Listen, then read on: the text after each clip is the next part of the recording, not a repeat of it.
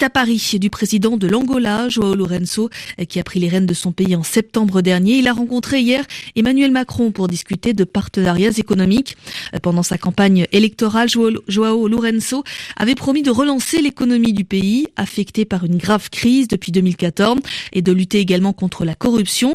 Il prône aussi une diversification des bases de l'économie de l'Angola avec la fin de l'ère du tout pétrole, ce qui n'a pas empêché l'entreprise française Total de signer hier une série d'accords pour l'exploration et la distribution avec Luanda, en coopération avec la Sonangol, la compagnie pétrolière nationale angolaise. Et entre João Lourenço et Emmanuel Macron, il a aussi été question de la région des Grands Lacs, notamment de la situation en RDC. Paris et Luanda réclamant le respect de la Constitution et demandent au président Kabila de ne pas se représenter au mois de décembre pour un troisième mandat. La semaine dernière, les représentants de l'Angola, de la France et du Rwanda ont été convoqués par Kinshasa.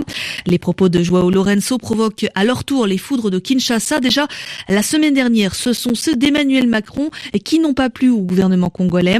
Après sa rencontre à Paris avec le président rwandais Paul Kagame la semaine dernière, le chef de l'État français avait déclaré, je cite, soutenir l'initiative prise par le président de l'Union africaine en lien étroit avec le président angolais.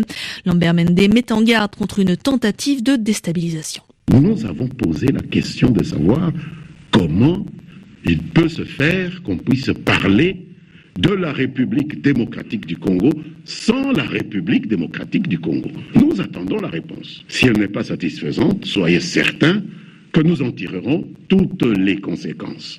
Donc nous ne sommes pas fâchés, nous avons posé une question. Quant aux mesures que nous pourrions prendre, envisager, dès lors que des pays pourraient se prêter à de nouvelles aventures hostiles contre la République démocratique du Congo, nous n'excluons aucune réponse. Je le dis parce que nous avons un peuple beaucoup plus aguerri, nous avons une armée beaucoup mieux équipée, beaucoup mieux préparée, donc quiconque s'aventurerait à venir avec des initiatives hostiles ici devrait savoir que ce ne serait pas une promenade de santé. Lambert Mende, porte-parole du gouvernement congolais et ministre de la Communication. Il y répondait à Florence Maurice. Mais du côté de Kigali, on souhaite apaiser ces tensions avec le voisin congolais. Alors certes, le Rwanda est prêt à soutenir des initiatives de l'Union africaine dans la région des Grands Lacs, mais Olivier Nduhungirehe, le secrétaire d'État rwandais aux affaires étrangères et qui était présent lors de la visite de Paul Kagame à l'Élysée, il le dit, il n'y a pas d'initiative rwandaise de déstabilisation sur la RDC. Il s'agissait d'une visite de travail du président Kagame en France et ils ont abordé plusieurs sujets, y compris les sujets de paix et sécurité en Afrique. Et sur la question de la RDC, le Rwanda n'a pas d'initiative propre ou bien d'initiative conjointe avec l'Angola sur la RDC. Le Rwanda, en tant que pays qui dirige l'Union africaine, se tient prêt à soutenir des initiatives régionales sur la RDC. Et c'est ce qui a été abordé. Ce sont des initiatives dans le cadre des pays de la région, compris donc plusieurs organisations, pour essayer de discuter, de régler le problème de la RDC. La résolution des conflits en Afrique se base principalement sur le principe de subsidiarité. Donc, on laisse aux pays de la région le soin de régler un conflit ou une situation et l'Union africaine soutient ces initiatives. C'est dans ce cadre-là que le président en exercice de l'Union africaine soutiendra cette initiative et soutiendra les conclusions de cette initiative. Le secrétaire d'État rwandais aux affaires étrangères, Olivier Nduhungirehe, il répondait à Sonia Rollet.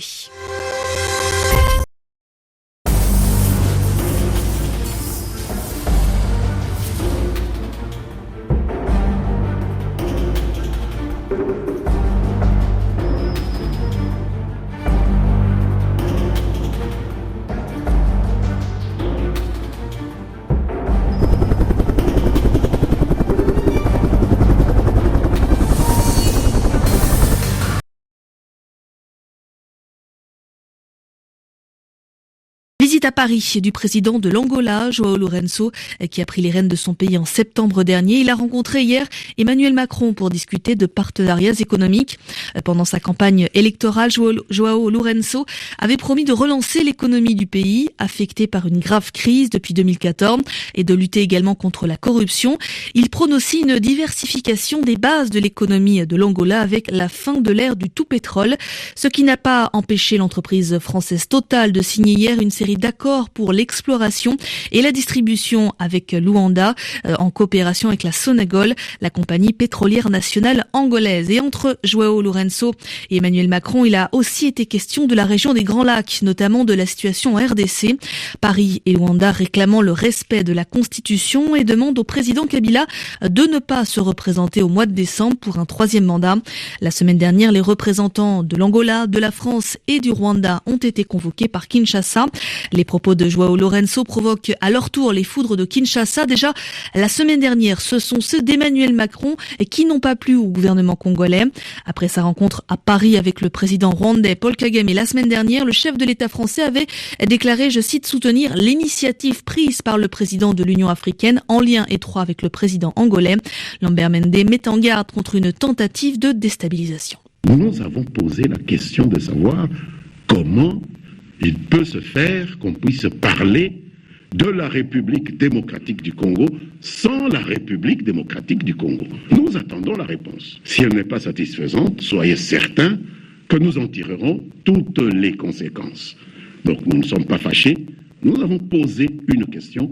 Quant aux mesures que nous pourrions prendre, envisager, dès lors que des pays pourraient se prêter à de nouvelles aventures hostiles contre la République démocratique du Congo, nous n'excluons aucune réponse. Je le dis parce que nous avons un peuple beaucoup plus aguerri, nous avons une armée beaucoup mieux équipée, beaucoup mieux préparée, donc quiconque s'aventurerait à venir avec des initiatives hostiles ici devrait savoir que ce ne serait pas une promenade de santé.